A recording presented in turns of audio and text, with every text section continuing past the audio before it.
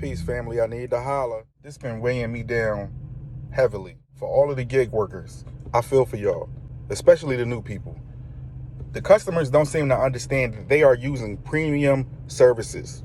When you order for DoorDash, that's a premium service. You should tip. I'm in southeastern Pennsylvania, Philadelphia to be exact. A lot of people don't feel like they need to tip. And it's wrong because think about it like this. You get to be home in your underwear, chilling, watching Netflix, doing whatever. Half the women come to the door, they ain't got no clothes on. So you in chill mode, but you don't feel like you should tip. So you got me, an unknown person, bringing you your food, right?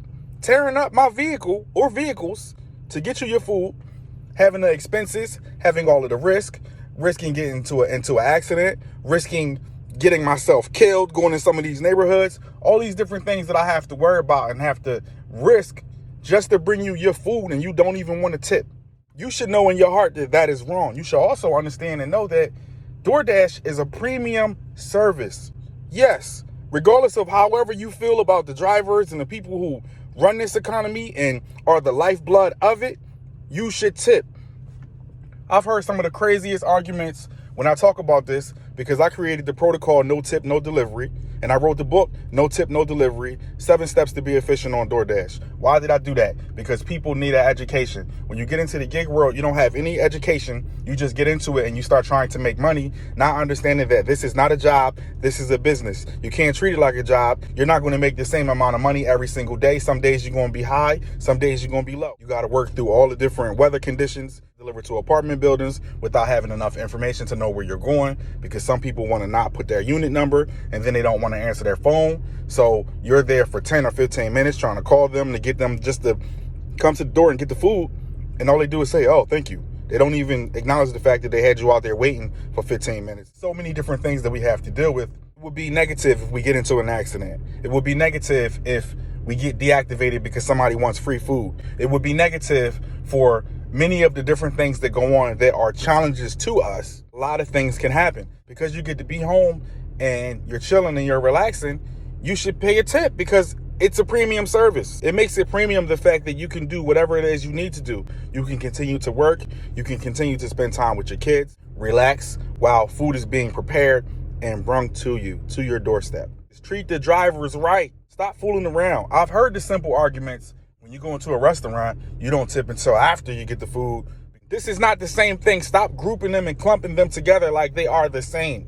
In a restaurant, it's different. In a restaurant, you get gratuity sometimes where it's already connected to the bill and it's part of the system and you pay it. The service could have been crappy or it could have been good or whatever else, but the whole situation is different. We are doing all of the work for you. The only thing you got to do is come to the door. And in some cases, you don't even have to come to the door because people are doing contactless and you just leave it at the door. Whatever the case may be, you are utilizing a premium service. Stop the petty arguments, stop the nonsense, tip your driver. It's not a game. I've had a guy tip me a penny. He thought that was funny. I thought it was funny too. He trolled me. That's cute. Wow, that shows you how much you really care about the gig economy. To protect my energy, I do no tip, no delivery.